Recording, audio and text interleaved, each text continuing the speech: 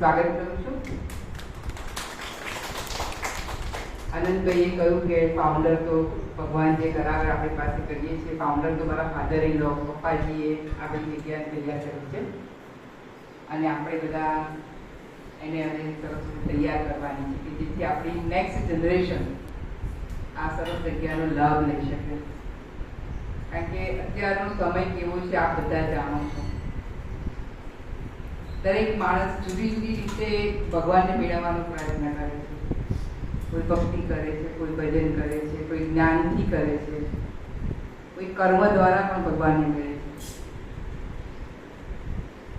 મહર્ષિ અરવિંદનો સિદ્ધાંત કર્મ છે, કર્મયોગ કરીને. શ્રી અરવિંદોએ ક્યારેય કહ્યું નથી કે તમે તમારો સંસાર, તમારું ઘર, તમારું જીવન છોડીને તમે કોઈ હિમાલયની કોઈ ગુફામાં જઈને તમારા સાધુ જેવા વસ્ત્રો પહેરીને ત્યાં જઈને ધ્યાનમાં બેસી જાઓ. એવું એમણે ક્યાંય કહ્યું નથી. સંસારમાં રહીને આપણે ભગવાનને મેળવવાના છે.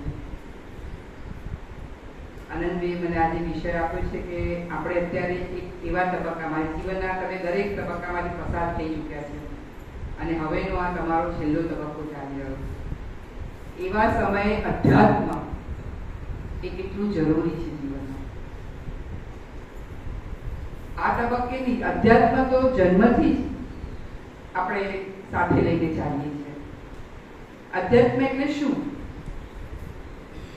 અધ્યાત્મ એટલે આપણા જીવનની સાથે સાથે આપણે જે કર્મ કરીએ છીએ એ કર્મની અંદર આપણી પવિત્રતા હોવી જોઈએ, આપણી શુદ્ધતા હોવી જોઈએ, આપણો નિર્મળ ભાવ હોવો જોઈએ. તો એ અધ્યાત્મ છે. શ્રી અરવિંદ આશ્રમમાં અહીંયા બેઠેલા કોઈ ગયા ખરા પોંડિચેરીમાં?